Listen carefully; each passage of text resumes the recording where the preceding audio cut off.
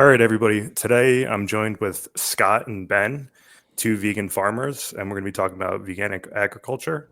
So I just want to start with you guys. I'll start with Ben first. I just want to ask you like how you went vegan and how you got into agriculture. Yeah, so my kind of vegan moment happened in an experience hanging out with actually my wife's domestic bunny. So I was sitting there and kind of just hanging out, and I really started to notice like all of her unique personalities, right? And I'd been around her before. I had, a dog I rescued and a cat I rescued, but like something clicked in me that reminded me of an experience hunting rabbits and how traumatic that was. And seeing her as an individual like really made me question, all of my choices and everything. So for me, that was the moment. I'd been plant-based for probably like 2 years. So it wasn't really that big of a transition for me. But that was kind of the ethical, switch that happened for me. Okay, so what made you go plant-based originally? Was it like a health thing or? Yeah, so health reasons. I was doing like a weird keto diet, not really like the carnivore keto, but more of like a almost a plant-based keto, like a lot of healthy fats. But I was still consuming some animal products, and like I was still like I grew up. My mom was a dietitian, so I grew up like with that, like oh yeah, meat and dairy and all of that is a vital part. So looking more into it, I kind of was like, okay, well these are associated with inflammation and stuff like that. So I kind of started shifting more towards a plant-based, whole foods diet at the time for health and environmental reasons. So that was kind of why I, went plant-based. Awesome. And were you into agriculture at the same time, or did this come afterwards, or?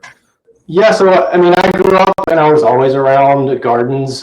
We had a garden, my family when I was a child and growing up, I always had a garden. So like gardening was always very familiar to me, but it really part of that kind of lifestyle change towards a plant-based diet was part of like foraging and wild foods as well as like growing my own foods and sustainability. So, all of that kind of started happening at the same time, which was, I think it all makes sense together, right? Like the healthy lifestyle and looking into connecting with nature more, connecting with your food more. And I think that was kind of like all of the health and environmental focus for me. Yeah, I think once you start looking like the sustainability aspects of it, then everything starts to follow. Especially like I did something similar too with like small scale gardening, where I started looking into it and was thinking like, okay, what are like sustainable ways to grow things, and it kind of like starts to snowball from there. Definitely. But I want to move over to Scott, and I want to ask Scott the same question. So, like, how'd you go vegan, and how'd you get into agriculture? So it's a interesting story. I used to own a jiu-jitsu and MMA gym, and I was an instructor, and I actually wanted to start teaching yoga there. I had already had these like underlying, like I guess you could call them moral inconsistencies that I grappled with that I would try to shove down because of a lack of knowledge or whatever. But ultimately, like I wanted to start teaching yoga because I thought it was a fitness routine and stretching and all that stuff. But I actually learned it was a philosophy and really got into the philosophy and meditation. And I ultimately ended up doing this like personal week-long silent retreat where I just removed myself from everyone and everything I could and just contemplate like who am I and all that like stuff. And I just had an epiphany like I'm really not separate from anything that I experience aside from the thoughts that I generate. And that just kind of snowballed into wow, like I'm really harming my reality by my consumption, and then just made the ethical switch like in that moment. um Agriculture came afterwards as I gained more knowledge, and I was like I built a initially a van to go do the van life thing, and then I kind of expanded my family and built a trailer to house my now wife and the dogs. And we were just traveling the country and decided, why don't we find a place and just work for self sustainability? We're already doing it in the trailer, but why not just take it a step further and start a small farm and try to do that? And that's pretty much how I ended up where we are now. Yeah, that definitely makes sense. It's the same type of thing where it like snowballs from one thing to the next. So that seems like it would be like a natural progression. But for somebody that isn't really familiar with veganic farming, like how would you guys describe that? I would describe it as essentially regenerative agriculture, except without the animal exploitation part. So a lot of the aspects of regenerative agriculture focus on soil health, as well as ecological, impacts. So through regenerative farming, there's things like no-till, cover cropping, reducing or eliminating pesticide use, which Veganic takes it further and says no pesticide use, no synthetic fertilizer use, and no herbicide use. So really, veganic agriculture is just an extension of regenerative agriculture, just without the animal exploitation. Awesome. And would you agree with that, Scott? Is there anything else like you would add onto that, or? Yeah, I mean, I would agree with that. Actually, to be honest, when I started, I had no idea really what veganic agriculture was to begin with, but I learned a lot of the stuff I know from like Ben and Tom. I know you guys know Tom, and just kind of started looking into that a lot more, and ultimately moving our operation a lot more towards that too, because yeah, you hear like the whole crop deaths argument and pesticide use and herbicide use and stuff like that. That's none of the stuff we really wanted to like really have to use anyway. So So when you guys started, did you start using like animal products, or did you dive right into it as like veganic, or? No, I when I was a backyard gardener, I mean, all of my background, and experience with gardening and farming was conventional gardening and farming, which was using synthetic fertilizers, using these heavy chemical pesticides and herbicides. When I got into it, like I mentioned, like I was into the environmental and health aspects, so I was like very like cautious with that. I was like, I don't really want to use this stuff, but from my understanding, it was necessary, right? Like the only way to have healthy plants, from my understanding of conventional agriculture, was to use synthetic fertilizer. So when I first established my first backyard garden myself, I was using, synthetic fertilizer, and I was using other conventional practices like tillage. But as I educated myself more on the, environmental impacts of conventional farming, as well as the health aspects, and health impacts of bad soil, and those conventional practices contributing to bad soil, the more I moved away from that, and the more I educated myself on what at the time I believed was regenerative agriculture, and trying to get away from synthetic fertilizers and into like compost. So that was a lot of the kind of environmental and sustainability aspects to gardening that I kind of had to teach myself early on. But my wife and I did have rescue animals at the time. So we had bunnies and chickens. So we were using their manure at the time. And another part of veganic agriculture is using no animal byproducts. So even that, in my current practices, we completely separate the animal-based byproduct areas, and those byproducts go to the animals for their gardens, and we just use plant-based compost for all of our gardens. So a lot of that was, a huge learning curve for me, is like figuring out, okay, so manure and, synthetic fertilizers aren't necessary, right? And like, how do you replace that? And a lot of that is taught, as part of veganic agriculture. Yeah, it seems almost like when somebody goes vegan, like you have to look at the little things and like slowly make changes over time. And I guess what you guys are doing is like more encompassing of that. So there's more different elements that over time you look at these little things. It's like, how do I improve this section of it? And then how do I improve this part of it? And then you go from there. But Scott, I want to ask the same thing to you too. Like, did you start out using animal products and then transition, or? no, fortunately, I never found myself in the position where like I felt like I needed to use any animal products. Unfortunately, there were a couple of instances where I did have to use some synthetic fertilizers on specific crops to kind of help them with their health while we were preparing some compost and stuff like that. And same with pesticide use. We didn't use any like had like we used there was like one instance on some tomato plants and a couple of our soybean plants where we did end up opting to use a bacteria based pesticide, but we really did our best to limit that usage as well. Our biggest hurdle this year was the tilling, especially for the amount of wheat that we were trying to grow, and to get a couple of the other areas started, because we're trying to get started with as much as we can, because we're trying to monitor where our food source obviously comes from and the amount of harm that we um, do put out ourselves. And unfortunately, to get that started, it did require a bit amount of tilling. But as Ben said, we're moving in like to this next year with a lot more mulch and a lot of stuff that will prevent us from having to do as much tilling. And hopefully, as the years go on, reduce that to like as little as possible. Oh, that's awesome. So I hear it a lot too from when I have discussions with farmers. They always say like we need animal byproducts, right, to farm. You often hear this, and like even the general public thinks that too. Like you need manure or blood or bone meal or something that's involved in farming. So why do you think it is that people think that? Like, do you have any kind of like intuition as to why like farmers and like the general public believe that way? Honestly, I don't think a lot of farmers believe that. Most farmers are using synthetic fertilizers in most of their plant agriculture.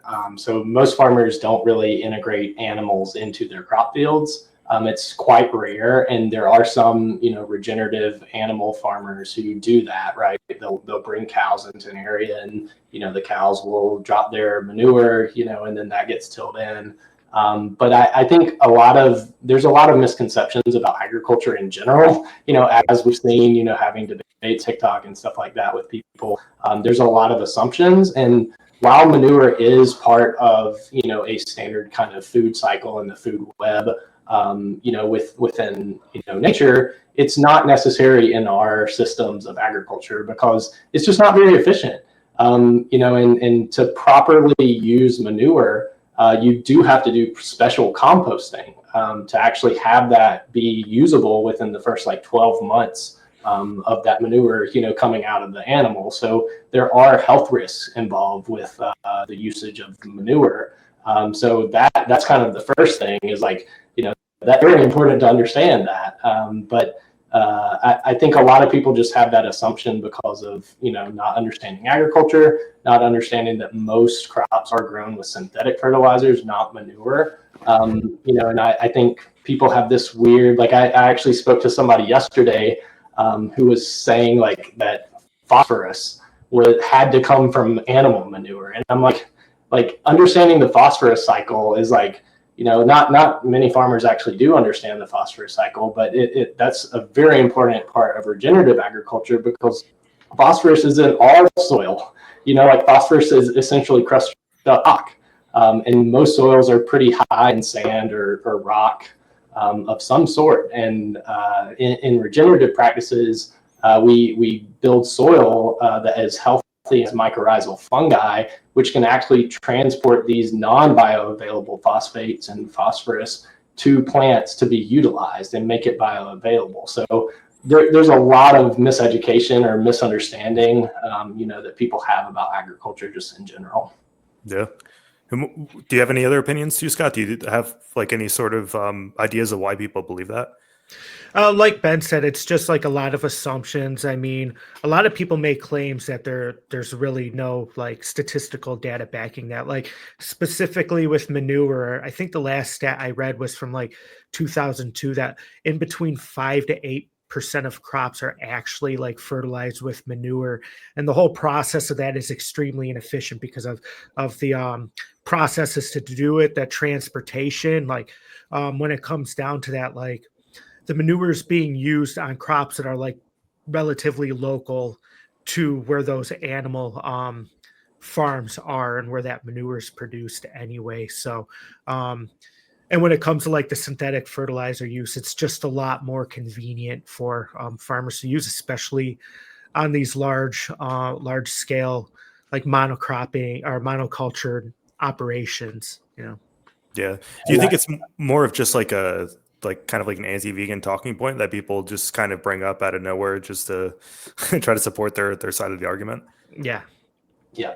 And I would like to add too, like I do know farmers who do use manure, right? Like it is a thing. And like Scott said, it's probably under 10%, especially when you get into larger scale, right? Like you have to think about how they're spreading the manure, how it's being integrated, if it's being composted, what crops it's being used on. But a lot of farmers I know use chicken manure from huge chicken operations, right? And that's obviously a byproduct of factory farming. They scoop it out and then they sell it to people, and they have big spreaders that they'll drive the fields. But a lot of people don't consider the health and environmental impacts of that, right? Like you have these crowded houses of chickens, right, who are spreading different viral issues, right? Like we see outbreaks right now of H1N5 or whatever the current bird flu, is. We're seeing that right now.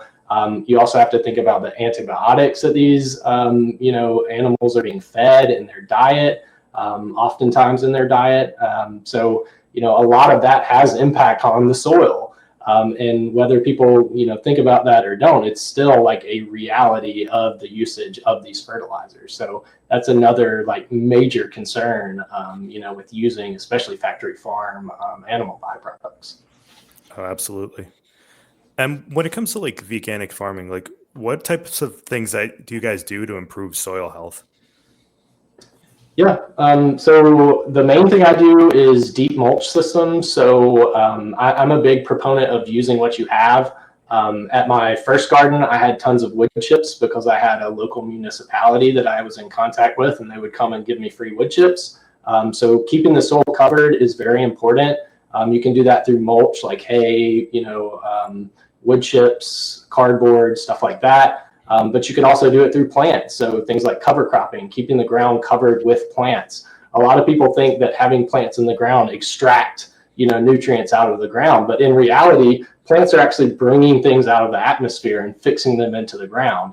And they're also creating carbon in the ground, right? And so when those roots stay in the ground and they're not tilled and disturbed, that's extra organic matter. That's extra carbon that's being broken down and introduced into the food web. So focusing on healthy soil, through non kind of destructive means like tillage and synthetic fertilizers are also shown to, reduce soil biology, and creating healthy food webs through introducing organic matter, whether that's compost or just deep mulch or roots in the ground. So those are kind of the primary ways. You can also use things like compost tea. So, if you're like myself and probably Scott right now as well, like it's hard to generate enough compost, right? Like us as farmers are constantly trying to generate as much compost as we can, but how we best utilize that, is kind of up in the air, and it depends on the amount of area we have to be growing crops in. So you can use compost teas, which is basically just diluted compost and water, and spread that out, and that's like basically a fertilizer. So there's tons of different ways to, improve soil, health through these regenerative or veganic, practices without the use of animals or synthetic fertilizers. Yeah, I was reading a lot of studies, and they were talking about using legumes to actually trap nitrogen in the soil. So they go out to like these non-arable areas where there's very low nitrogen, and I guess there's theories where you can plant enough legumes, they'll actually trap nitrogen in, and then you can switch over to other plants that require nitrogen in the soil. Yeah. Yep. That's why like crop rotation is important as well, because like if you're growing the same crop that's using the same nutrients, you're never fixing anything in. So like that crop rotation with cover crops and like especially like alternating legumes with like wheat, corn, and other plants and stuff like that demand nitrogen, and then like mulch, like I mulch the dead plants back into the soil, and then do it that way too. But yeah, crop rotations for sure is a good way to also combat the negative soil impacts of monoculture. And are those like practices that you guys employ on your farms? Yep, absolutely. Yeah, I mean, I was going to mention too, like someone who I've learned a lot from, basically through YouTube. I've not actually met him in person, but his name is Charles Dowding, and he's been doing this method where he literally mulches with compost. Like he has gotten his operation as a market garden to where he's able to generate enough compost, most of which comes from his garden and from wood chips from local municipalities. And he generates this compost in a few different piles over the course of the year. without even turning it. So there's lots of different methods of generating compost, but he does a very passive method where he doesn't even, he literally lays this compost down and then plants directly into it. And he's done trials on crop rotation. He's also done trials on like digging versus no digging, right? Or tillage versus no tillage. And he's basically saying that as long as you're adding compost and you're not disturbing the soil, you can almost grow anything you want, because compost is basically the ultimate fertilizer and soil amendment that you could produce. And you can also just create compost through those methods I mentioned, like through cover cropping, right? Like by using legumes or a mix of different crops. And letting those roots decompose in the ground. Worms are going to eat them, protozoa, archaea, like all of this different soil biology is happening. And that's literally creating soil, compost in the soil. So there's tons of different ways to go about that. But yeah, compost is like the king, of fertilizer, so to speak. And what do you think, like, more people don't do that exactly? Like, what do you think more people use, like, traditional fertilizers? I think it's easy. It's convenience, right? Like it's easy to go to the store and buy a little pre-made packet and just spread it out and trust, that science is working. And, it has, right, to some degree, but we're also finding, like I mentioned, like we're finding that the use of these chemical fertilizers or even just, these intense synthetic, I call them synthetic, but they do have natural, things, like rock phosphate and bone from animals oftentimes in fertilizers.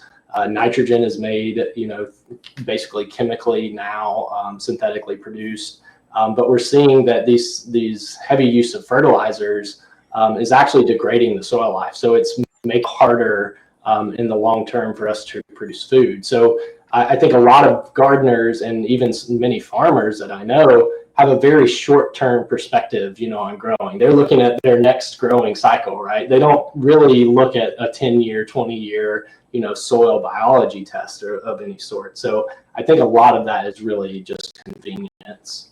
Yeah, I think you're right too, because like when you look at monocrop, it's just like they're continuously growing the same plants on these like plots of land. So they're just looking at it like harvest to harvest versus like how is this going to be 20 or 30 years down the line? Right. Yeah, I was going to mention, like, also just because somebody's in the gardening and agriculture doesn't necessarily mean that they care about the environment.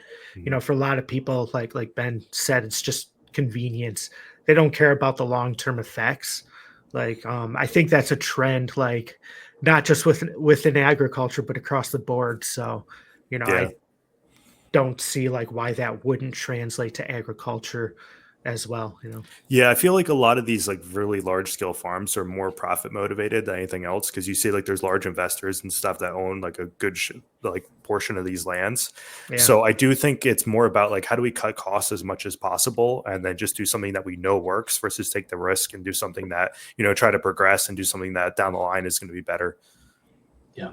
And I think a lot of it too is educational, right? Like, yeah. I think we're seeing a lot more farmers, looking into the science, and even at the university and, scientific kind of study level, we are seeing more and more research on these regenerative practices that are moving away from synthetic fertilizers and moving away from heavy pesticide use and towards more regenerative, practices. And, I think that there are economic incentives for these things when you are looking at the long term, like reducing your fertilizer costs, especially when fertilizer costs have been going up and up and up because most of our fertilizer is imported.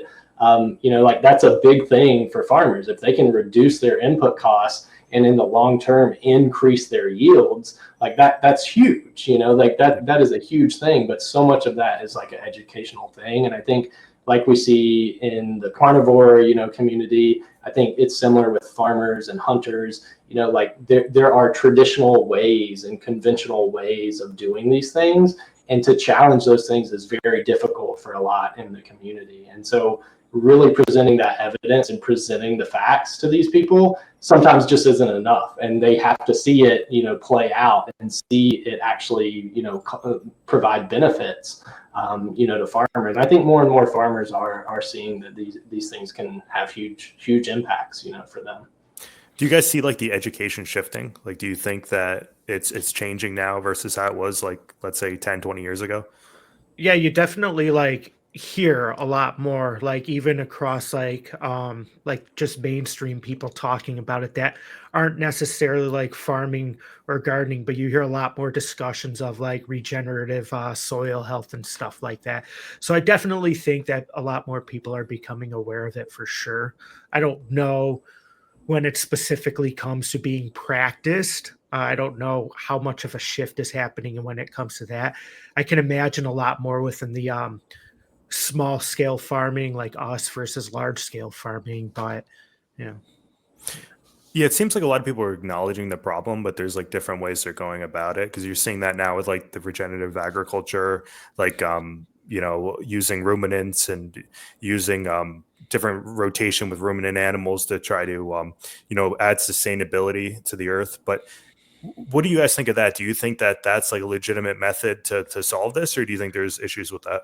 So I think that I think there's two things to look at here. Like, sure, if we want to do animal inclusive regenerative farming, we can do so without like necessarily exploiting the animals and like um, taking their lives to consume if that was necessary. But it requires significantly more land with the consumption of animals. I think it was at least 2.5 times more land. Like if you do include animal consumption in that regenerative farming process, which makes it completely unsustainable and I guess pretty much a moot point, like Yeah. Yeah, I saw factors that people were saying that when I looked into it, it was about 3% of all beef in the United States is raised on these like grass fed to finished. So the rest of it is like you're talking feedlots and like factory farming. yeah, yeah. Yeah, and I think there are veganic ways to go about it. Like in most of my gardens, I don't have any kind of fencing. I grow crops specifically that I know the wildlife maybe aren't going to be interested in. So the wildlife are still involved in these gardens, and we have deer, we have turkey, and all of those things are part of, the ecosystem here within the gardens that I have. Now, obviously, there are tons of crops that could be, absolutely decimated by not really decimated, but hugely impacted by deer or turkey or other ruminants, or herbivores in the area. And that's where fencing, and other ethical means of protecting your crops comes into play. But I definitely, like Scott said, like it's not sustainable. It's not practical at scale. If we do try to scale it up, I mean, we need tons of more land. Like we need multiple earths to do these practices and to get the benefits from these ruminants. Like it's just doesn't really make sense at that scale. And obviously, there are people practicing, regenerative agriculture with animals right now, but I don't think like we talked about, like the manure is not necessary. There's nothing inherent, that inherent to the animals grazing that is helping with these crop fields, per se. And their manure is basically the same as we could do with composting, if not inferior, because with composting, it's actually a lot more balanced in its nutritional, kind of additives to the soil. So I definitely don't think that there's any reason that regenerative agriculture with animal involvement is necessary or something that really needs to be like kind of championed, going forward, even though it does kind of seem like, that's the trend, at least within animal farming right now. Yeah, and from my studies, what I've looked into, it seems as if grass-fed cattle actually produce more greenhouse gas because they have to be reared on land for longer portions of time, and also the grass in their diet actually produces more methane too. So it's actually ironic because if you were just solely focused on greenhouse gases, like grain or soy-fed cattle is probably better in that regard, but then it's worse in like the monocrop agriculture use. So you're kind of shifting between one problem to the next whenever you're using ruminant animals. So I don't know if you guys have ever looked into anything along those lines. Well, I think it's important to like when we look at the statistics as well, and something that like is beyond a lot of people's like understanding is when you look at it broken down, sure, CO2 is the largest like emission that we have, but methane, when it's released into the environment for the first 20 years, is up to 80 times more potent. And Yeah. then over 100 years, it's like 30 times more potent. And the environment doesn't filter methane like it filters CO2. So methane's extremely destructive greenhouse gas. Yeah, and I think the life cycle of methane is actually shorter as well. So if you were to eliminate animal agriculture in a smaller period of time, you'd have more of a shrinkage of the greenhouse gases that are actually in the atmosphere. Mhm. So that would be the one of the biggest impacts you can do to lowering greenhouse gases in a short period of time is going after animal ag. Yeah, I actually there's a couple studies that are posted on the EPA, their health and environment research online that discuss that in detail, you know. Yeah.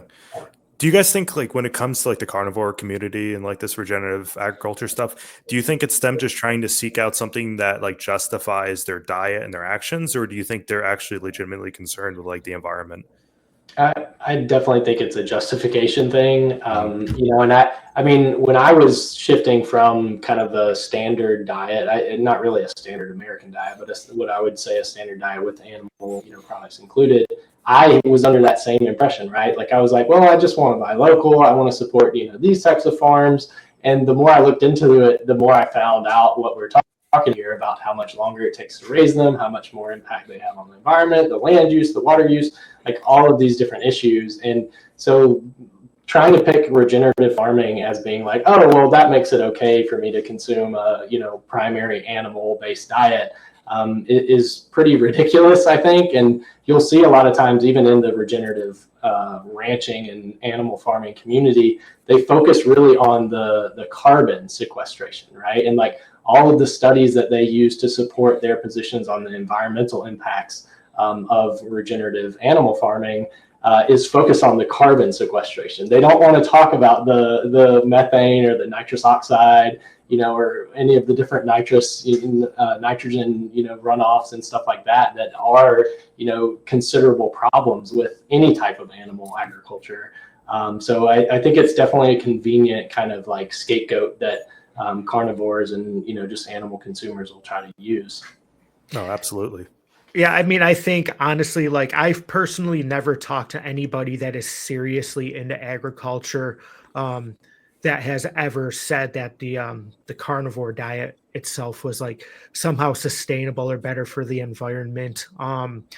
Any knowledgeable, even animal farmer that I've talked to has said that like has concurred that it takes a lot more land use to produce animals. I think a lot of it is like the bro science and people like picking up on trends and just kind of parodying what they heard the last person say without actually knowing.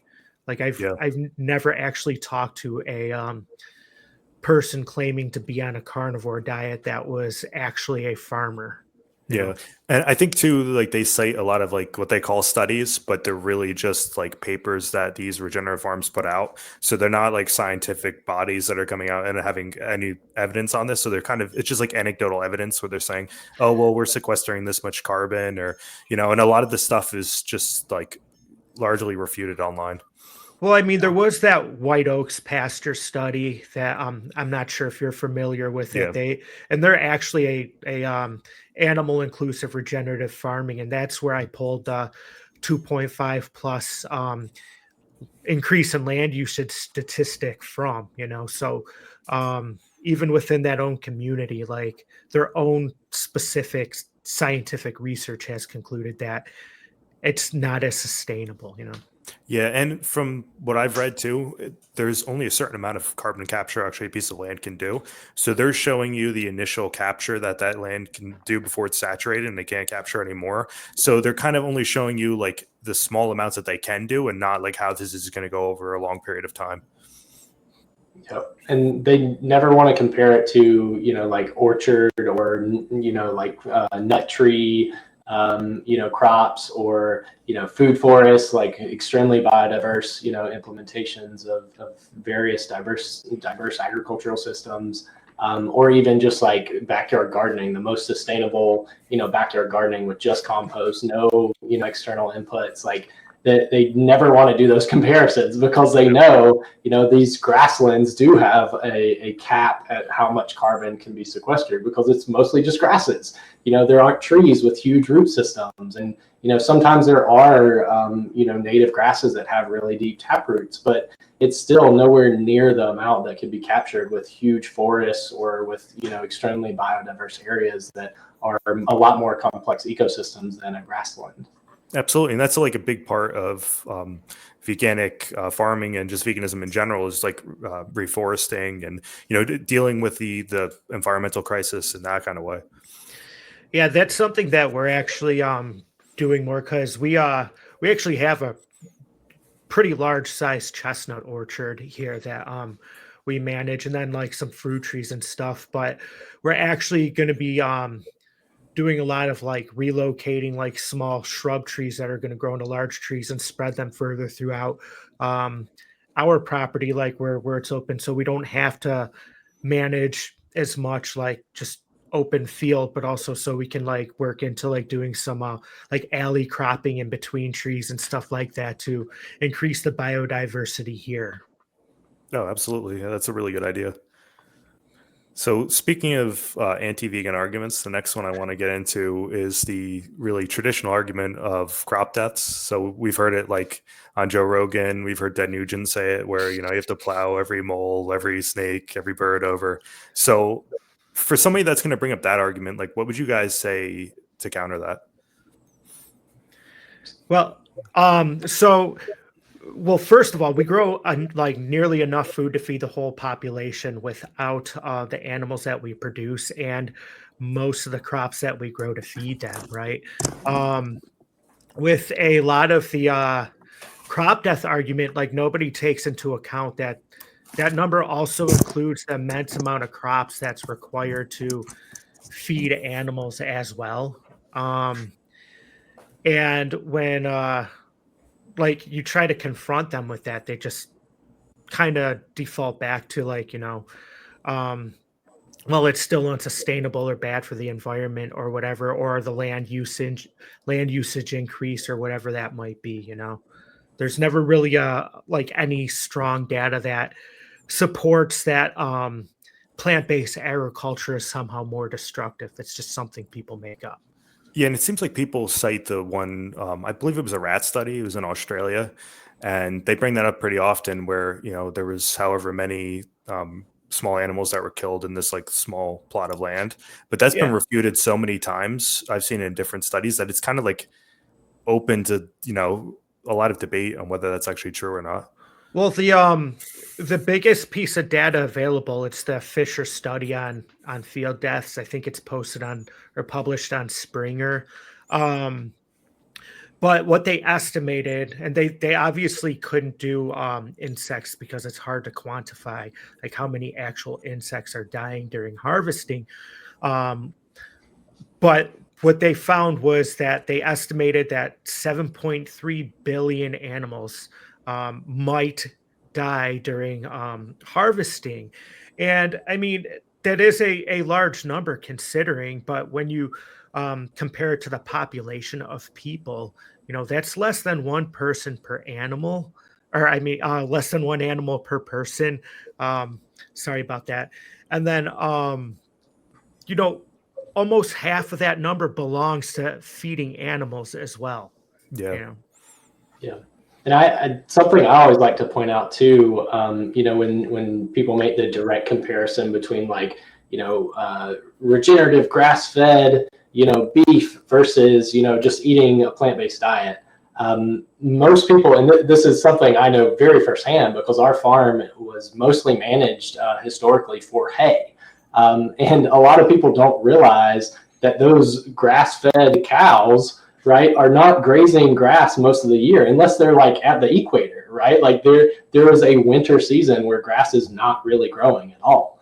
So hay has to be harvested for those grass-fed animals. So those are more crop deaths for those grass-fed animals, that need to be considered. But I think it's also worth considering, like, what are the implications, right? Like if we're saying, first off that, okay, we have to have no crop deaths, then obviously the humans starve, the animals starve, everybody starves. And I think there's a big difference between indirect deaths and direct deaths.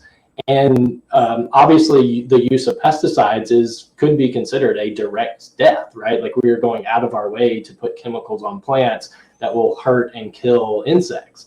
But the solution in veganic agriculture and farming is to not do that, not use pesticides, to build a healthy ecology that has a healthy balance of insects. Even within the insect kingdom, there are predatory insects that prey on other insects, right? And a lot of the insects that cause crop damage have predatory insects that eat them, right? So if you make habitat within your farm for these different, types of insects, nature will balance itself out. Nature is great about that. And obviously a monocrop of, soy or corn or whatever is going to just invite all of the little critters, right? And that's another part of veganic agriculture and regenerative agriculture is not trying to do, monocropping, trying to get away from monocropping and do companion planting, integrated planting, alley cropping, to where it's not just 100 acres, of soy or whatever. It's like an acre of soy, an acre of corn, an acre of something else, right? And building all of that, diversity to not just, introduce a buffet, to these insects. Yeah. Do you think oh, go ahead, Scott. I was to say, I also wanted to address it from an ethical angle as well. Like Ben had mentioned, like there's a conceptual difference between like self-defense and going out of your way to unnecessarily exploit another individual, right? And that's another thing that's lost around people. They think that veganism is inherently an anti-death movement when it's an anti-exploitation and commodification and rights violation movement, right? I don't think most people are going to have an issue with somebody that defends themselves against somebody breaking into their home, using proper escalation of force.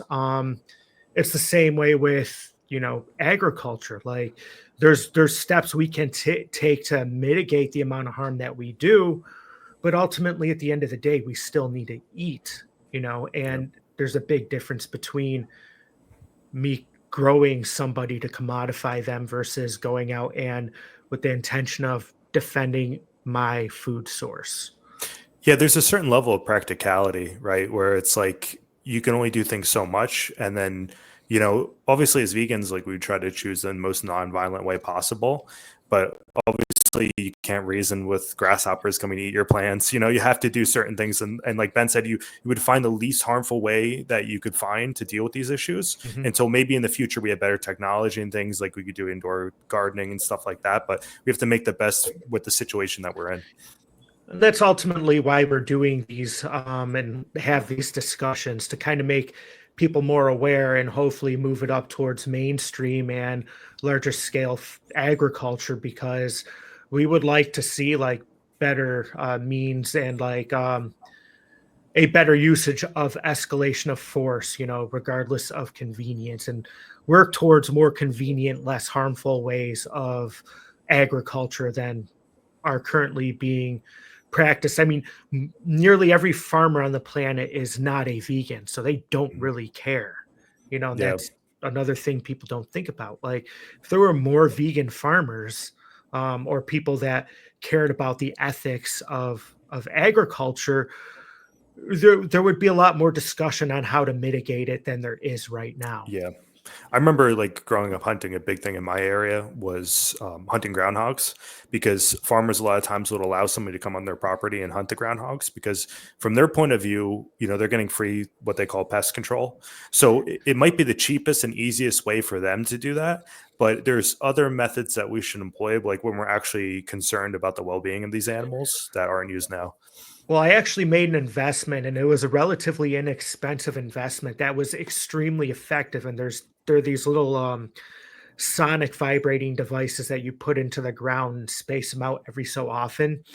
In that whole area that I employed them, there wasn't any like groundhogs or voles that were like messing with any of the plants that we were growing. You see the pattern; they're all around them, but they don't.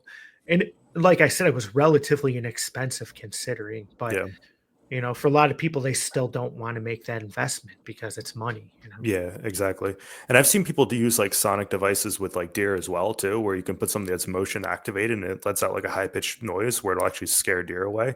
So I think that's another thing. And I think it also works for wild hogs as well. Yeah. Yeah.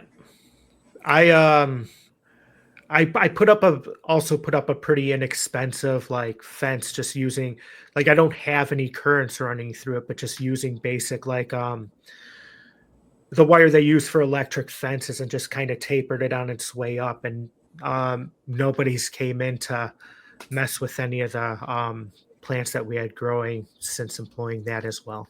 Yeah, there's actually a sanctuary that's close to me, and they use an electric fence as well. But they use it more because we have like a large coyote problem too. Yeah. And I think, like, obviously, you don't want to inflict harm onto an animal, but I think if you're doing something that you don't really have much of another choice, because a lot of these animals will dig and they'll end up like knocking into the fence or something. And Yeah. animals are smart too, so they'll learn like, hey, if I go near this, like, I'm gonna get shocked. So I think over time it'll learn, and that's something that we can employ to some degree to help farms as well.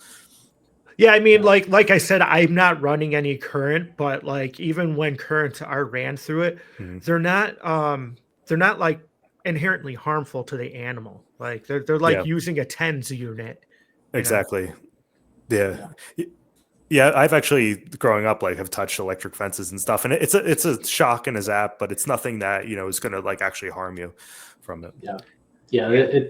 it's kind of amazing how many, if you start being creative with it, there's so many different ways, to go about non-lethal, protection of crops. And like, you can do fencing, like we have an electric fence, but most of the year we don't need to do it, right? Like we don't need to actually run the electric on it. We also have, an animal sanctuary, and we have tons of coyotes. We have skunks, raccoons, opossums, like a lot of critters that want to go after eggs and chickens and all of the small animals that we rescue. And we've rescued Pyrenees mixes that they love being outside and they love barking at coyotes, right? If you have proper fencing for them to keep them in an area to protect them from wildlife, right, they're going to guard that area. So another thing we do is we walk some of our other dogs around our garden areas. And as long as you have that scent of the dogs around, or even just of you as a human, sometimes that scent of you can be enough to deter wildlife. So there's so many different ways. I mean, even if you don't want to put like a normal fence, an electric fence, or a standard like netted fence, you can create hedgerows that are so thick, that animals can't push through it. We're doing that in some areas. So like design and creativity is so important when it comes to non-lethal protection of agriculture. Yeah, and people like don't give wild animals credit at all for having any sort of like intelligence, but they actually learn from things. Like if they can't get to something, they'll learn. Like I've had deer in like small gardens where they learn that they can't get into it, and then I just stop seeing them all of a sudden. Or like you were saying with the dog too as well. Like if you have a dog in the area, the like deer will recognize that, hey, I keep seeing a dog in this area, I'm gonna stay away from here, or they have the scent of them or different things like that. So just having them around is like a good deterrent as well. Yeah. Yeah, I think that's like an issue with like a lot of people's mindset that I have, is that the extreme underestimation of the intelligence of animals. I mean, they've literally survived as long, if not longer, than we have as a species. It's just wild to me. I know it's a little off topic, but No, yeah, absolutely. I mean, I think that's the whole issue with like people not accepting veganism to begin with, because I think there's a disconnection between like food animals and pets. So like most people realize that like, hey, dogs have personalities and cats have personalities, but all of a sudden when you go to like a chicken or a turkey, they're just like a machine, right? That's how a lot of people tend to think, just yeah. because they haven't spent a lot of time around these animals. Hmm. I did want to mention too, like one recommendation I would have, like, if you are struggling with, pests and wildlife in agriculture, one of the first things we did when we came onto this property was put out trail cameras to understand the existing kind of paths that wildlife was taking, so that we could better design our systems, to work around and still provide these animals with, corridors to pass through our property and to have safe areas in the property. And we kind of knew where we should have fencing, where we shouldn't, have fencing so that they can cross through, where to put gardens, those sorts of things. So, taking some of those things that hunters like to do when they're tracking their animals, and applying that to non-lethal, ways of protecting your family, and your agriculture, is really undervalued. And I think that's something I don't see a lot of, people doing for their backyard gardens and stuff like that. Yeah, that's something I didn't know until I got into the hunting community, and now that I'm into like a hiking community as well, is with wild animals, they tend to follow like these paths, right? So they have almost like there's certain type of roads that go through the woods. And if you can kind of know where that is and try to like work around that, there's less issues. Like that's another issue with like roadkill and things like that, is because, these roads cross through like paths, like migratory paths of a lot of these animals too. Yep. Yeah, it's pretty evident, especially like anywhere you go, like hiking through national forests or anything like that. You have your main trails, but if you notice, there's all these like off trails that aren't even mapped or anything because they weren't created by humans. Yeah, exactly. So I wanted to get to something that was brought up recently to me was with regards to like the regenerative agriculture with ruminants.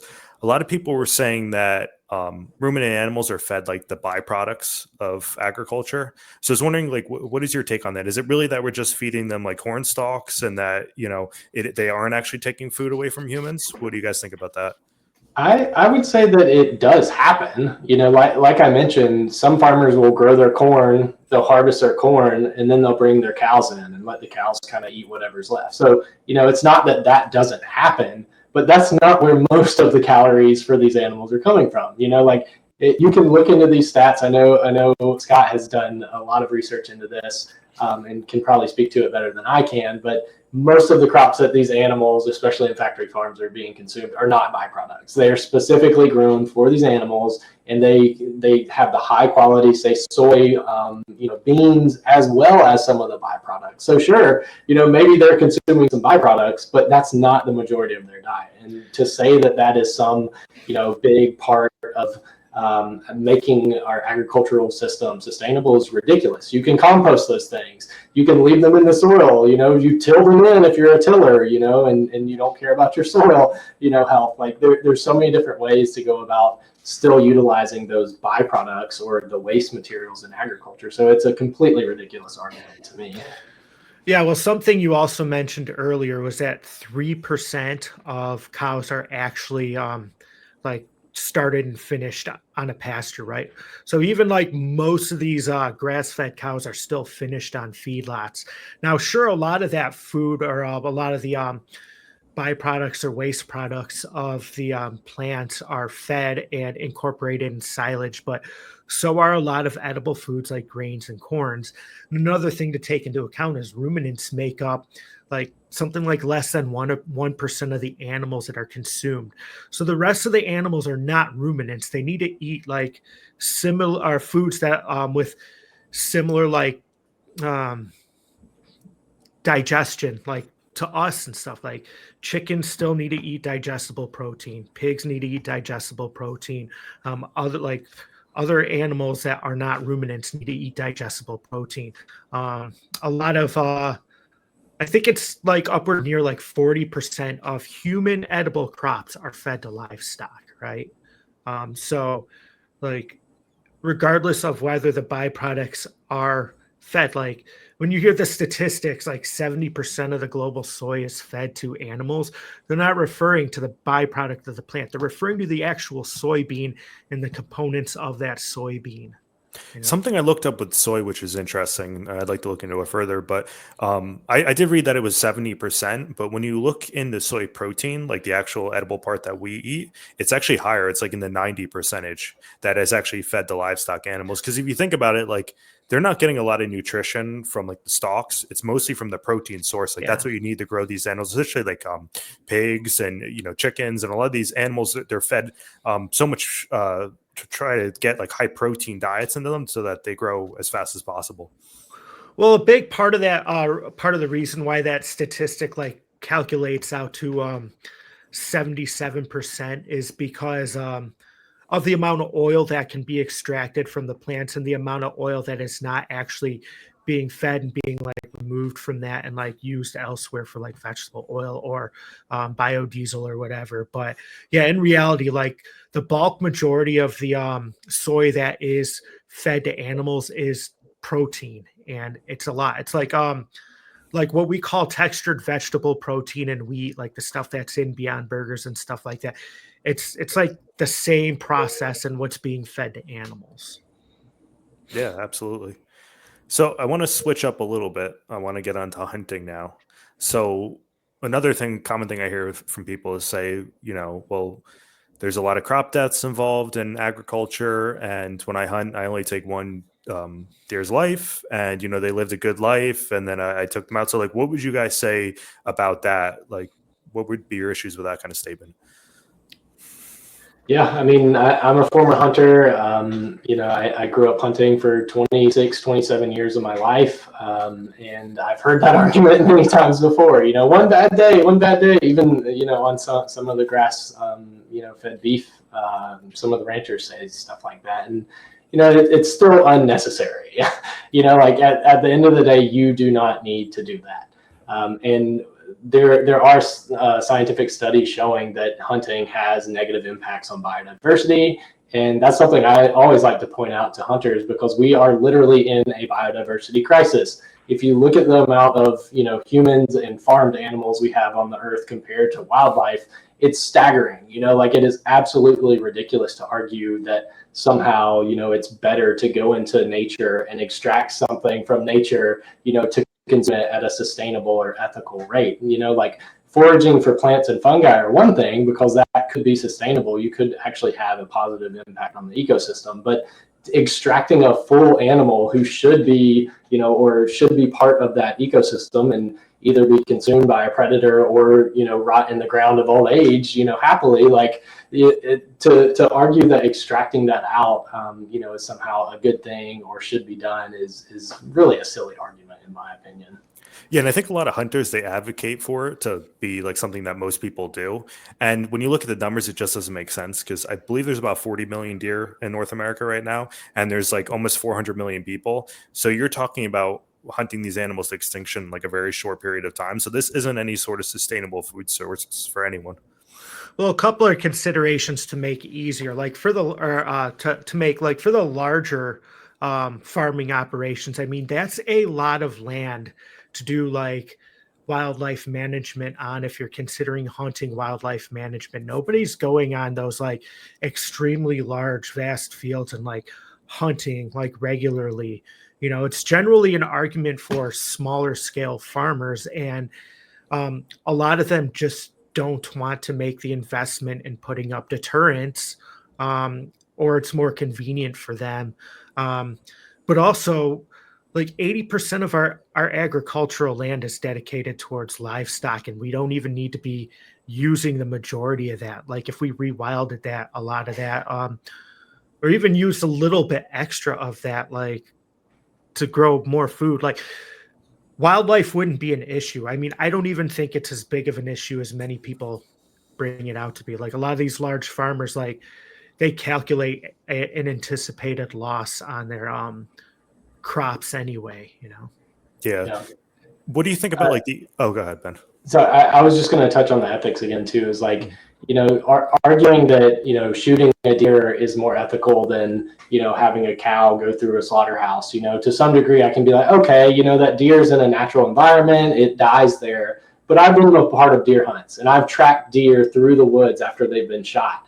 I know what those deer go through. Like those shots are not an instant kill shot. The vast majority. These deer are scared, they're running, they're bleeding out. Like that is no better, than having most of your life on a farm and then going to a slaughterhouse, in my opinion. Like I do not see how that's better. And I've even had bow hunters try to argue that bow hunting is more ethical, and a more ethical way to kill an animal than, a gun. And it's like, I don't know what you mean by humane or ethical at that point, right? Like if you think an archaic, bow and arrow somehow kills the animal in a better ethical way, like I really don't even understand the basis, of humane or ethical at that point, right? Yeah, in my state, bow hunting is actually a lot more common than anything else because it's very densely populated. So most people do that. And my experience from going out hunting is I've never seen a deer be instantly killed. It's always a track through the woods. Usually late at night, you're tracking them hundreds and hundreds of feet into the woods, finding the blood trail. Half the time you find them, they're still alive too. So it's not nearly. I think they try to romanticize this and say like, oh, well, it's an instant kill. We're taking them out of a horrible existence, but it's not true. And I think too, when you're looking at it from an ethical standpoint, just because somebody's suffering doesn't make it okay to harm them, right? So like we wouldn't use this justification for a human. If somebody was suffering, let's say somebody was starving on the street, like a homeless person, nobody would make the justification to go and harm them. But for some reason, it's okay to do that to a deer. So I think there's a disconnect there. Well, that's why I'm staunchly against the specific argument of reducing suffering, because everybody's going to suffer with or without external intervention, right? Everybody is going to live some point in their life where it's hard living. Some people or animals, whoever, might live most of their life that way. But it's the additional suffering, that we try to address. And I think that's also a disconnect people have when thinking about this. It's like, well, you guys are anti-suffering. It's like, no, we are against increasing the suffering of other individuals when we don't have to. Yeah. Yeah, and going back to bow hunting too, something I've seen a lot of bow hunters do is they're like call themselves traditionalists. I don't know if you're familiar with that, Ben, as well, where it's like you use a wooden bow, and a lot of times it's very inaccurate, and you usually just maim the animal. So I've actually seen deer with broken off arrows sticking out of them that are suffering, limping in the woods and things like that. So it's not even really, when they're thinking about it, it's more about the sport, and it's less about the animal. Even though they try to make it's about the animal welfare, I don't really believe that that's the case. Yeah. I feel like a lot of times it's a false dichotomy too, right? It's like, well, I could, hunt this animal and try to do it ethically, or I could buy, a factory farmed animal. And it's like, no, there's some other options in there, like those are not the two options. There are more ethical options that don't involve the exploitation or direct exploitation of sentient animals. So let's look at this realistically, right? Yeah, they try to make it that dichotomy where it's like you have to choose, okay, you have to hunt or you have to eat factory farmed animals, but like you have option C where you don't have to do any of those. So we should obviously take that route. But what would you say to somebody? A lot of people bring up the overpopulation of deer. Do you think that that's like an issue we face, or what do you think? Yeah. Like, how do we go about that? So, this is something I had a lot of discussions with hunters about. I made the same arguments. I hear it from family, friends that hunt all of the time. And honestly, for a very long time, I believed it, right? Even as a vegan, I was like, okay, I can understand your argument. Like, ecologically, we need that. But that's just simply not true, right? Like, the best thing we could do is reintroduce predators and have a full natural cycle, within the system, right? And I know some vegans get upset about that, right? And they would say, oh, well, we shouldn't introduce predators because, that's introducing more suffering. But, there are realities within nature that some of these animals are going to suffer. Everybody is going to experience suffering, like Scott said.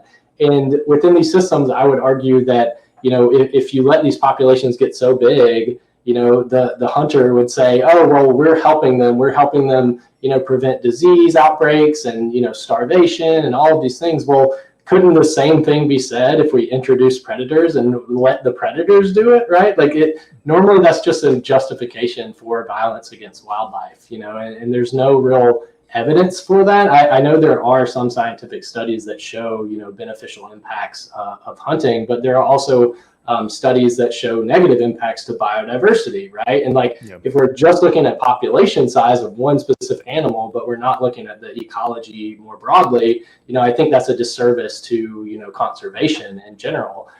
So I really, the more I've looked into ecology, the more I've studied non-interventionalist approaches, to conservation, the less I believe these arguments, about population control. Yeah, and you look at it like with basic biology too. They talk about this often, where there's only a certain amount of threshold of an animal can live in a certain area before they run out of food, or there's competition between the animals too. So either they die off from like a disease, famine, or they migrate. That's another thing that commonly happens as well. So I think it comes back to the same situation, even if an animal is like quote unquote suffering from like famine or from any of these other things. I don't think that gives us the justification to end their life needlessly. So I would apply that the same way to humans too. I would think, that would be just a really basic concept. Well, I just wanted to mention really quick, if you guys don't mind.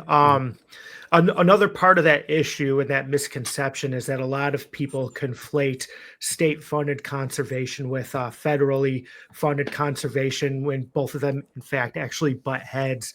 Like state-funded conservation generally, they engage in a lot of like habitat manipulation and to include growing like food plots to increase the amount of as they call it, game in the area to tailor to the hunters, whereas federal conservation is legitimately trying to like save and help habitats or preserve habitats or species endangerment and stuff like that. So a lot of the issues that we have when it does come to overabundance is because of state-funded conservation. Yeah. It's really ironic too, like that. Pretty much every hunter I know, I mean, my family still hunts, right? Like they manage a lot of land, like hundreds of acres of land. And every year there's a huge weekend where the whole hunt club, that they have comes out and they work on food plots. They till up the land and they plant a specific area specific for the deer or the turkey, right? And it's like, so if you're worried about population control, right, like why are you doing these things that increase the carrying capacity, which would be a natural check on, a deer or herbivores in that area? And to Scott's point, like a lot of the state level funding that comes from, licenses and fees on hunters goes directly towards land management. And right across the road from me is actually a wildlife management area, right? And they do a lot of dove and quail and smaller game hunting. And like they just clear cut it, right? Because clear cutting acreage actually increases the carrying capacity for some of these animals, right? It creates more habitat for these animals. So if the argument is that we're hunting for population control, then we need to look at these land management practices that are increasing the carrying capacity and increasing the populations. Like it's very contradictory. Yeah, absolutely. And it's interesting too. A lot of people don't realize to switch to fishing a little bit as well. A lot of people don't realize most of the fish, at least like in my area, I'm sure it's very similar in your guys' area as well, where a lot of the fish are actually stocked in these rivers and streams. And people don't realize they're actually grown in basically like large vats where they'll basically truck them to these areas and release them. So it's not like a lot of fishermen and just like regular people think too, you just go out there, you just catch a wild fish and that's it. But it's like, there's all these methods that go into it that also have ecological effects, and it also destroys biodiversity. And there's a lot of issues with that as well. Yep. Well, it's interesting. Go ahead. No, you go ahead, Scott. I was going to say it's interesting how it kind of goes back full circle into the crop deaths argument too, because a lot of these farmed fish that are stocked are also like at some point raised on crops like that, like soy and stuff like that. So yeah, that's true. And I was going to mention like quail hunting in the area. When I was a hunter, like I would go on quail hunts, and these guides, before the hunt, would go out and take these farm raised quail and make a little mound of hay and stick the quail in there. And then a dog would come through and smell the bird, and scare it up. And then you shoot the bird. And it's like, that is like the opposite of all of these arguments. Like you're literally stocking them, the same issue, like you mentioned, Brian, about stocking of fish, like in the eastern U.S. in the mountains here in Appalachia, like most of the rainbow trout is stocked every single year for these fishermen. And the implications of that, not only on the ecology because we're over extracting these fish, but also on the implications of the farming of the fish and the types of different bacterial and viral infections that these fish can get in these small enclosed environments and then be introduced into nature, to spread those diseases. So there's so many different issues with how hunting is currently happening. And again, like if we care about biodiversity and we care about conservation, hunting is just not it. Like you can argue about the funding, and the taxes and all of that, but the reality is that less and less hunters over the decades are wanting to hunt, right? Like more and more young people are saying, I'm not really into hunting, and it's not a hobby that they're choosing to be into. And if the argument is that we need hunters to fund conservation, well, how can that be true? If less and less hunters are there to buy these tags and to, buy weapons that are taxed, under the Pitt-Robertson Act, we need to look at other ways to fund conservation. And the reality is most conservation, the vast majority of conservation funding, and when I say conservation, I'm not talking about management of these species that hunters want to hunt. I'm talking about land conservation, water conservation, endangered species, all the conservation. Hunters often conveniently overlook the more broad conservation efforts that are happening when we're talking about conservation. And the fact is, most conservation funding is coming from non-hunting related sources in the United States. Yeah, and it's funny, you were talking about like game animals that are raised. I was actually driving on the highway one time and I saw what I thought was like a factory farm truck, and I thought it was chickens or something along those lines. And when I got up close to it, I actually saw that there was labels on it that said pheasants, actually. So you're talking like there were stacks of cages one after another, and these were driving somewhere to be hunted by people, probably paying a crazy amount of money to be involved in this and to go out and hunt pheasants. And it just, like you said, it counters all the arguments that people make for hunting to begin with. Yeah. And as far as like you're talking too about like kind of they do certain incentives to try to spark populations and things. I remember too, another very common practice in hunting was baiting like your spot. So if you have like a tree stand, you constantly, like 3, 4, 5 months before, you're going out and you're baiting it. That's why people use trail cams too. They do it for bear as well too. So they try to bring these animals in, and then once they're in these area, oh, all these people are hunting, well, now we have overpopulations, we have to solve it, right, by unaliving these animals. So that's what these people, the argument that they're making is something that they're actually causing themselves. Yeah, absolutely. So I was wondering, do you guys have any experience like in your areas with disease that animals, because I know another common thing is like chronic wasting disease that hunters bring up. Do you think that that's actually like an issue that needs to be solved through hunting, or do you think there's other means to solve that? From the research I've seen, like hunting actually contributes positively to the spread of that, both from the transportation of these carcasses of animals, after they've been killed across state lines, to also the hunters' interaction over time with wildlife. So I personally think that hunting actually contributes, based on the evidence I've seen, to chronic wasting disease. So I don't think that that's a valid, argument. And I believe I've seen a study where areas with higher predator rates actually had lower rates of the chronic wasting disease. So if we had healthy ecosystems where hunters weren't extracting these prey animals from the ecosystem, I think we could see a lot better issues in management of these diseases naturally. Yeah. Oh, go ahead, Matt, or Scott. Yeah, I was gonna actually mention that that study that they did. They showed, and that's why like I'm generally for the reintroduction of predators, because that's one of the avenues of suffering that is potentially alleviated from it, because they demonstrated that I think it was cougars in the study, when they consumed deer with chronic wasting disease and they defecated, they only had like one large defecation of like the prions or whatever they're called to that spread it, versus like a decaying carcass or an animal that's constantly moving and spreading it as they're going and defecating and whatnot. Yeah, and as you guys are familiar, I'm somewhat against the carnivore sort of narrative. I'm wondering, like, do you think it would be better if we could find another way with technology to go about this? Like, do you think that would be a better route to go if we could do something like sterilization or something along those lines and not reintroduce carnivores? Do you think that would be a better way to go about this? I mean, I am all for finding like ways to like stop the need for carnivores to feed on herbivores, or reducing like these issues by not introducing carnivores into the population if we don't have to or anything like that, sure, I'm always open to ideas like that. If like exploitation doesn't need to happen and it could be prevented, even if it's animal on animal exploitation, sure, I'm always going to be for that. I don't think that's always going to be the solution in every case right now. Like, I don't live outside of reality, and I know that there are specific cases where predator reintroduction could be or would be the most practical and beneficial option.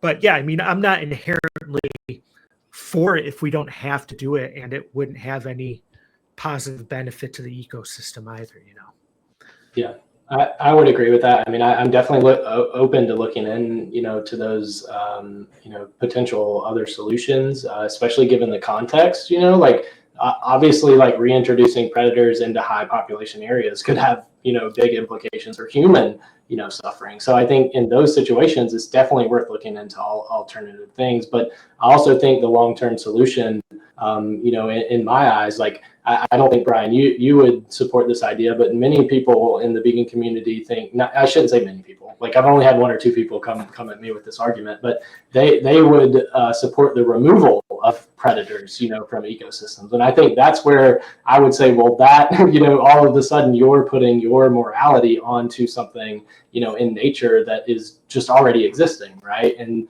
so I think there's an argument to be made for protecting these existing animals within these systems, but I'm definitely open to alternatives, and I usually prefer a non-interventionalist approach. So I think, in a larger scale, and somewhere like Yellowstone, where you have thousands and thousands of acres, I don't think going and trying to introduce, some pharmaceutical product that would reduce populations of elk or something like that is necessarily the way to go, because there is space, for a whole trophic system to be in place.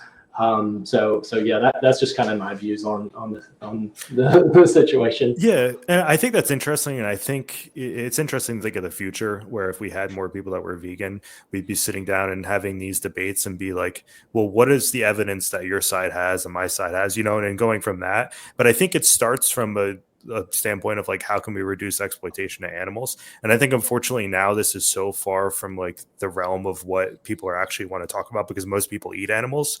So unfortunately, I think like in my position, I think having these discussions now is kind of irrelevant, because it's just so many people are just into like exploiting animals themselves that's kind of the thing we have to tackle first. I think we can all agree with that for sure, because that's like the largest and most detrimental problem to our ecosystem, Absolutely. So I wanted to move on. I got a couple of questions actually that some people sent to me. So I want somebody asked me, is veganic farming more cost effective than like traditional methods?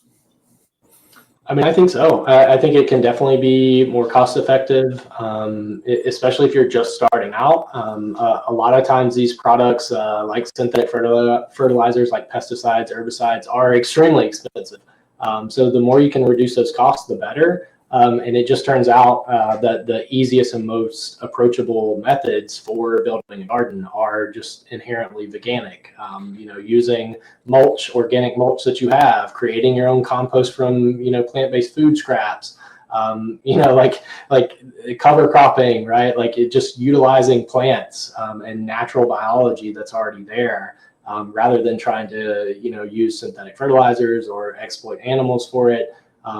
It just inherently is a lot cheaper because these methods are natural, right? Like a lot of times I like to point at, the forest, right? Like the forest isn't, receiving some crazy synthetic fertilizers or anything like that. Normally it's sustained mostly through the organic matter from fallen leaves and limbs and stuff like that, right? And you get these very high fungal rich soils that are extremely high in organic matter, and that over time is broken down. So looking to these natural systems, it inherently is veganic, and it is extremely cheap because it's just materials that are already there, right? Like everybody has fallen leaves around somewhere. Everybody has some grass clippings, right? Like all of these plant-based solutions, for building a garden are already there, and they're usually cheap or free or something people are trying to get rid of. So yeah, I definitely think it's a lot more cost effective. Yeah, you also need to consider like the additional equipment that you need for traditional farming as well. You're going to end up making a lot larger of an investment, and then maintenance of all that equipment too over time. And a lot of people, like especially people that want to get started in some small scale operations, like they can't afford stuff like that, but they can afford to use what they have, and ultimately the labor involved is. I'd say it would arguably be less to do veganic farming as well. Yeah. Yeah, it seems like it's more of a cost of like just your own education in the beginning, rather than like any kind of like monetary cost. So I think that's the thing, is people don't want to take that time to look into it. Like you guys were saying before, it's just like easier to go with what has historically been the case, and just like move on from there. Well, that's kind of the argument, like why a lot of people don't want to become vegan in general, because of the lack of education and the convenience and already knowing what they know. Yeah, exactly. They just do what, maybe I guess with farmers too, the thing is a lot of times they're generational farmers as well. So it's like they just do what has been done for the last 50 years or however long they had their farm.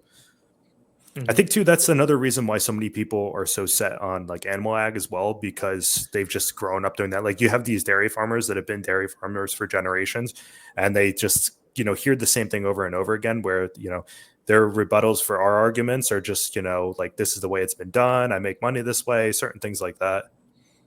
Yeah. Well, the semi-related, an issue I have with a lot of like homesteaders that like are animal inclusive is they often talk about the cost, or like how much like less expensive it is to like have the chickens or stuff, whatever animals that they're producing, but they never calculate the cost of the actual feed or the medication or anything like that. They just calculate the cost of the produce that they buy, and then killing their animals, to consume them. They never calculate in any of the external costs, and it turns out to be a lot more expensive when you raise animals.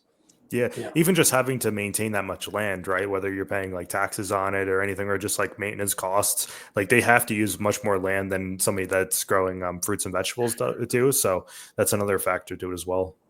Well, a lot of these homesteaders don't even have enough land to raise the animals that they're feeding on it either. Like I said, they're like buying like a lot of external feed for their animals. Like Tom Peck, he has an excellent breakdown because he transitioned from being a pig farmer to not doing that anymore, and he had a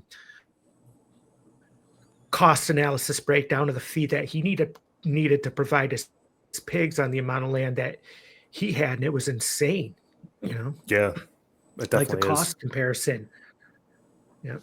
Yeah, Absolutely. I wanted to mention too, like sometimes I think when we are relaying these ideas to existing farmers, they hear like do less, right? Like a lot of the stuff we're talking about is like just let nature do it, like just all you got to do is cover the ground, all you got to do is plant your seeds, like make some compost, and they're used to tilling the soil like 2 or 3 times a year. Like applying certain fertilizers, doing soil tests, like all of these different things that they've been doing for generations, or at least most of their lives as farmers, and we're sitting here like, no, it's actually a lot simpler than that. And that's kind of hard for them to believe because they've been kind of indoctrinated into these practices, whether it be through the chemical agriculture companies or just through, the traditional practices that they've been doing. Yeah, it's kind of like a human-centric lens where people are looking at and saying like, okay, what did we do for like the last, whatever, 5,000 years we've been doing agriculture, or however 2,000 years, however long it's been. But the Earth's been around for so much longer than that, obviously. So like, I think a lot of people that are looking to other methods are saying like, what was the cycle like before humans were involved in this? Like, how do like forests work? Like, how's soil maintained in these natural ecosystems? And I think like people over complicate things to where it's like, if we kind of look at how things are done in nature, it's probably done better than we do it now. So I think that's something we can definitely look into in the future. Well, even like I was Go say ahead, even earlier, like prehistoric farming practices are a lot different than what they are now. Like since the Industrial Revolution, like agricultural practices have like extremely changed to something that's just like direct and not sustainable, you know, whereas like practices before then and even further back, like thousands of years ago, like they worked a lot more with nature than what we do now.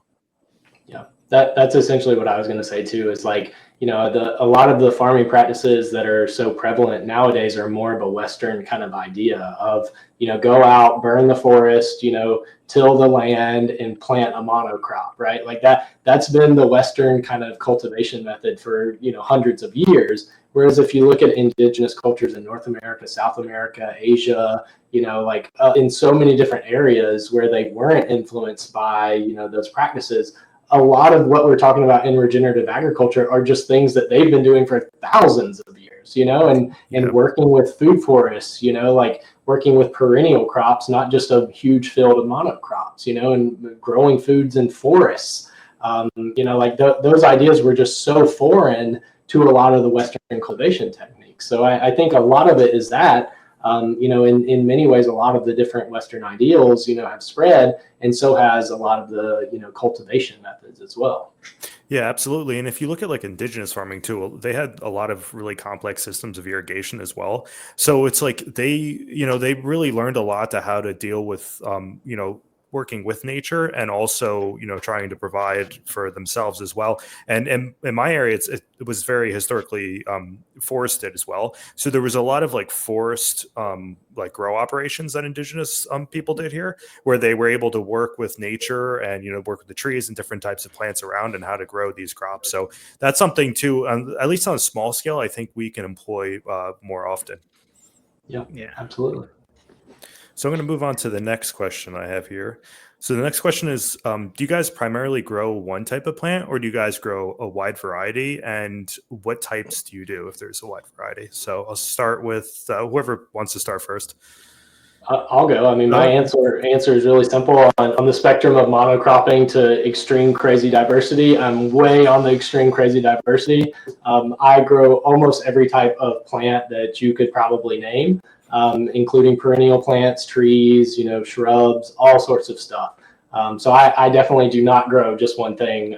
And even the things I take to market to sell during market season are really weird things that most people have never heard of. So that's kind of like what I like to focus in on, is high diversity and uniqueness. Yeah, we grow stuff that we like to eat.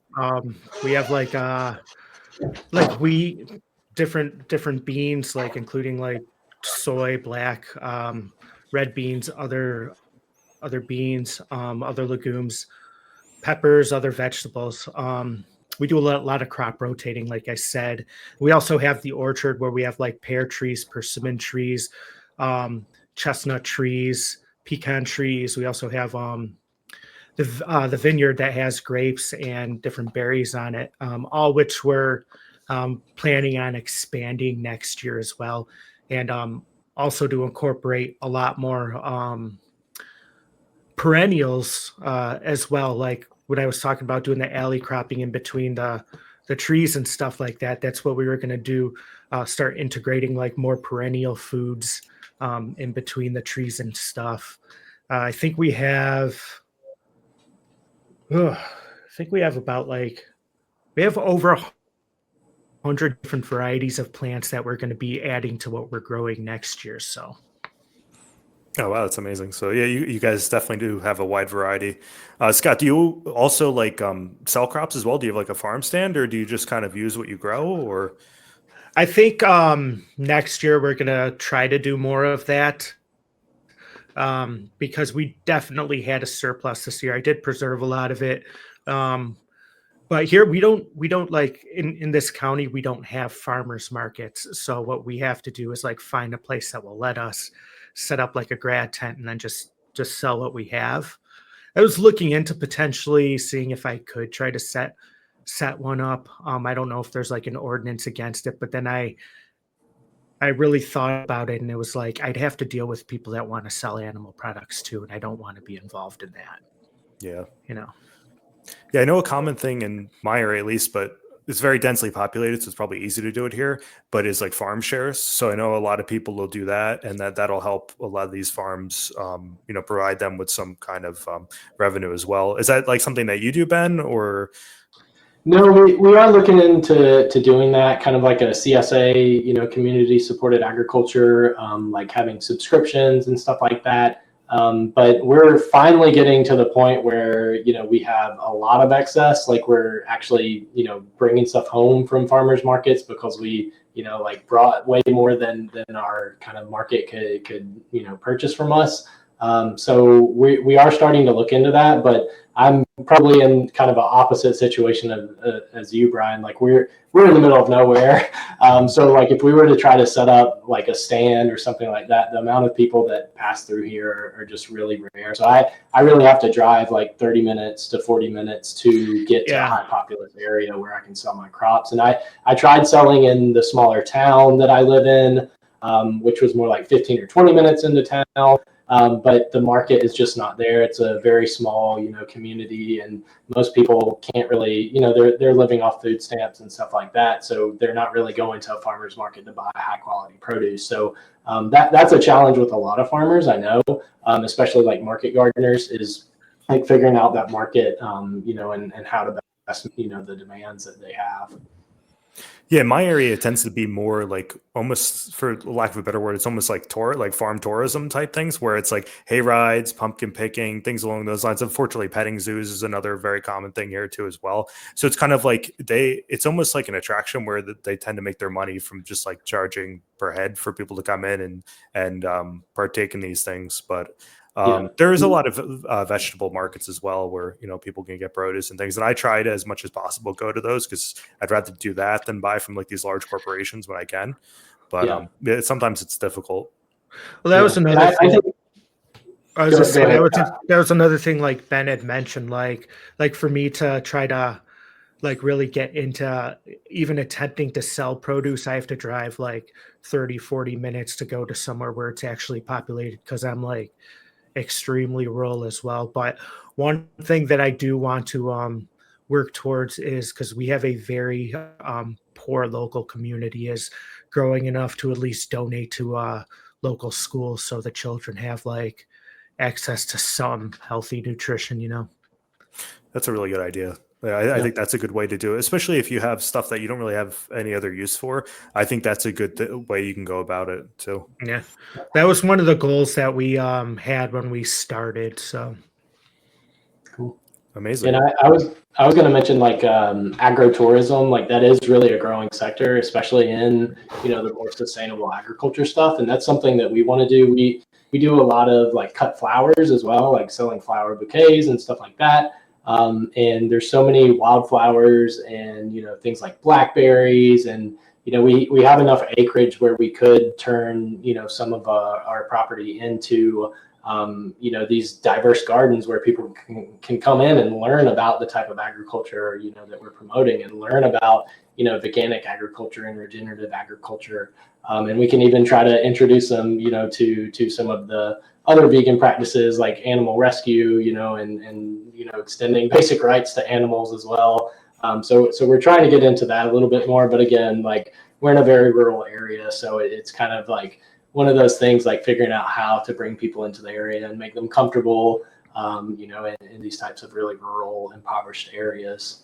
Yeah, I know that's tough for animal sanctuaries as well. Like the animal sanctuaries by me do very, very well because it's so close to cities. Like people just drive out just to, and a lot of times they don't even realize it's like a vegan animal sanctuary. They're like, oh, I just want to go hang out with some farm animals, which is great because they do a great job in like explaining veganism to people and stuff like that. But I do see like more animal sanctuaries that are like further into rural areas actually have a harder time getting funds because they don't have that sort of like tourism and people coming into, do events and things like that. So it's more difficult for them on that aspect.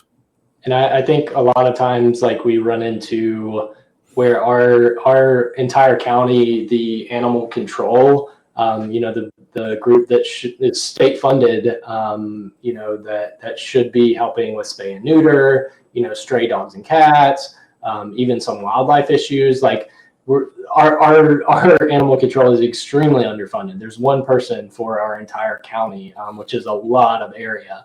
And so given that, we actually end up getting a lot of local calls from people. So our demand for animal rescue and wildlife, domestic, farm, every type of animal you can imagine, far outweighs our capacity, because like you mentioned, it's extremely hard to fundraise in these areas locally. So we heavily rely on, online supporters and people who are not anywhere close to us, funding our operations, because at the end of the day, being in a rural area, like most people are not open to the idea of rescuing chickens, they're going to, maybe they come to the sanctuary and, see what you're doing, but then they go home and they have, those animals on their plate. So there's a huge disconnect. But personally, I think that animal sanctuaries in these areas are vital to teaching people about ethical, options, and that it is a reality, right? Like I had never met a vegan, until I met my wife, 5 or 6 years ago. So most people in these rural areas are very far away from even understanding veganism as a philosophy, much less even a plant-based diet. So I think animal sanctuaries are a good way to kind of introduce that idea to people, about ethical treatment, about veganism, and about the horrors of animal agriculture even. And you said you do take online donations for the rescue animals that you have? Yeah, we do. Okay, that's great. Yeah, I think that's a really good way to help out, because I'll do that too. A lot of times when I donate, I don't donate to these local animal sanctuaries because I think they're great. I love the work they do, but I try to send it off to some of these further sanctuaries that aren't getting this kind of support, because I know they're not getting that money from people showing up. So I do think that's definitely a really good option for people. So the last question I have here is, do you guys have any plans in the future to expand your operations, get more land or move into a different sector of something that you haven't gotten to previously? So whoever wants to start with that one. You go, Scott. Yeah, I mean, like I said, this year we're already planning on expanding. I think incrementally we're planning on using what we can, at least to just get stuff, whether it's going to be us consuming it or the wildlife consuming it. One thing I enjoy about this place specifically is we live in a holler, and it's pretty much on all four sides, except for a little narrow, over the creek bridge to get in here. It's an amazing place, and it's an amazing place for the wildlife to come here too, because each side of my property is a mountain that tapers off. So it's these animals can come in here free from the dangers of being hunted, and ultimately soon enough have a little bit more food to eat. That's awesome. Yeah. So we currently have just over 100 acres. So we've got plenty of land to work with, just myself and my wife. And we do have our animal sanctuary on this property, and we're looking to hopefully expand if we can, get enough funding to start rescuing more animals. Right now, we've kind of got smaller animals, but we'd like to expand into ruminants, pigs, and goats, more goats and horses and cows and everything. So we have land allotted for that. And again, like I mentioned, a lot of our property has been managed for hay. So it is pasture land, which is perfect for a lot of those animals. So we've got areas set aside for that, which are still being managed in one form or another for hay. But all of the hay over the last year we've used on our own property, just to kind of not be funding other ranchers and stuff like that. But I think in the first year we planted 2,000 trees. And that was before we moved out here, and we established a garden, which was maybe 500 square feet. The second year we 4X'd our garden, and we also planted another 2,000 trees. And then over the last year that we've been out here, we further expanded. We've created quite a few more food forests. We planted fruit and nut trees. And we're also doing rewilding projects where we essentially either don't mow areas, or we reintroduce kind of native plants that are keystone species and vital for other animals and wildlife in the area. So we have huge, plans. It's oftentimes very overwhelming, with the amount of different projects we have going on. But it's something I'm passionate about. I gave up a really great career to do this because it's what I love and what I want to do. And I was a lot more worried about, living a life that I was happy about rather than, something that was financially, great for me. We have huge plans and definitely plan to expand on our current property. That's amazing. And do you utilize that full 100 acres, or do you is some of it wildland that you have, or? Yeah, so I would say probably about 45% is wild area. Probably about 30 acres is pasture that's starting to be overgrown, which I plan to kind of leave it that way for wildlife. Another third is forest and creeks. So we have beavers, we have fox, coyotes, turkeys, like tons of different animals. We also do we used to do a lot of wildlife rehabilitation. So we've released opossums and squirrels in the area that we've rehabilitated. A lot of it is, kind of areas that I protect. Unfortunately, because this property wasn't really well maintained besides the pastures previously, and there wasn't anybody living out here, a lot of the surrounding neighbors kind of felt comfortable poaching and just walking onto the property, and going hunting whenever they wanted to. So a lot of the first few years was me also not only tracking the wildlife, but also tracking my neighbors to see where they were coming onto the property and trying to poach. And that's still an ongoing problem that I have. So, trying to protect the wildlife and the land that we have, from these people who wish violence on them is also an ongoing task for me. And it's another overwhelming thing sometimes. Yeah. And how do you track people? Do you use trail cams or stuff like that, or? Yep. So I use trail cameras. I've actually got one guy I was doing a little TikTok series on, and I've actually had to talk to the game warden about because they originally set up a tree stand right on my property line. I talked to the game warden. He kind of contacted them, figured out who they were, and was like, "Hey, you can't, be on their property." They moved the tree stand about 10 or 15 feet off of the property line, still looking into my property. So basically what I did is put up tons of trail cameras in that area, and they haven't messed with that area since because they know. I even left them a note like, hey, we're tracking with drones and cameras and all kinds of stuff. So, be ready for the game warden to visit you if you continue doing these things. And what's the legality if they do shoot a deer and it ends up on your property? I mean, are they able to retrieve it, or is it illegal for them, or? So in South Carolina, the law is that they cannot come onto your property without your permission. It is trespassing. So, and it is actually poaching if they come onto your property with a weapon. So if I were to catch them coming onto the property with a weapon, they would get charged with poaching. I believe the first time that happens, it's a pretty significant fine. The second time is actually going to jail. And trespassing is usually just a slap on the wrist or a small fine. But most people, when you do make it clear that you don't want them coming onto your property, they're usually going to be pretty, okay with that, especially if they have the land themselves. Like these people have the land to hunt themselves. They just want more land to do that on. So it's frustrating, but there are some legal protections. And even though these people do wish harm on wildlife, they're not crazy enough. They know other people have weapons too, to protect property. So they're usually not willing to go too far with that, luckily. Yeah. Do you post signage and stuff too to let people know? Yeah, I find that really effective. So signage, and also federal law is purple spray paint. There's a specific color of purple that you can spray on your property line, and that also acts as a trespassing notice. Oh, wow. That's interesting. I didn't know that. Yeah. So just to wrap up, I mean, that's all the questions I have. Do you guys have anything that you wanted to add, or any final thoughts? I think we've covered everything, man. Yeah, I think we did pretty well. We had a good session for sure. Yeah. So I just want to, the last thing is, I guess, just let everybody know, where can they follow you? I guess I'll start with Ben. Where can they follow you? And if people want to donate, where can they find the donation links? Yeah. So you can check me out on bentheveganfarmer.com. I'm on TikTok, Instagram, YouTube, Blue Sky now as well. Pretty much all the socials, so you can check me out there. I'm trying to do some more content. Our sanctuary is called Wild Pine Sanctuary. It's at wildpinesanctuary.org. All the same platforms as me as well.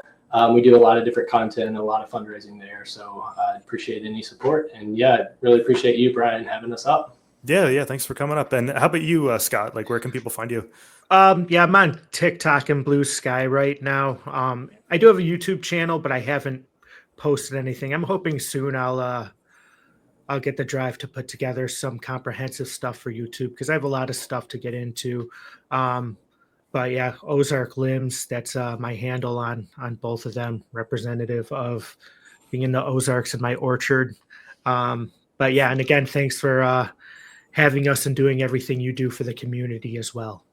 Yeah, thank you guys for coming on, and thanks for educating everybody, and thanks for educating me as well, because I didn't know a lot of this stuff. So it's good to have these discussions, because I think it's tough, because veganism is like such a small crowd, but then the ag crowd inside of veganism is even a smaller crowd. So it's like, I think most vegans are just completely unaware of what you guys do, and I think I am to a lot of a degree too. So I think it's good to have your perspectives on here to have these kind of conversations. So Absolutely. all right, guys. Well, thanks for coming on. I really appreciate it, and enjoy the rest of your day. You as well. Thank you. Take care.